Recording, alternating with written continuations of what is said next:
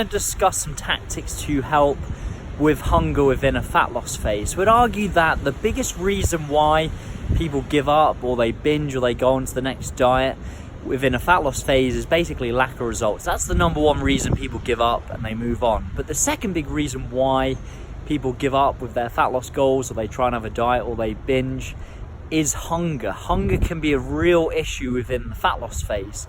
So firstly, really important to remember that you're going to be hungry to a certain extent within the fat loss phase just because of that extended calorie deficit. However, there's a couple of tactics you can employ which can really help massively to minimize hunger within the fat loss phase. So first tip, this is what I employ myself, this is what a lot of my coaching clients do, and that's basically moving calories later in the day. Most people are typically more hungry in the evenings compared to the morning, and therefore by saving calories until later in the day, it's just a great way to blunt hunger in the evening. So that's the first tip. As long as you stay within your calorie totals, it doesn't really matter where you're consuming the calories. So don't panic if you think I'm going to gain loads of body fat eating at night. That's simply not the case. Only a calorie surplus makes you fat.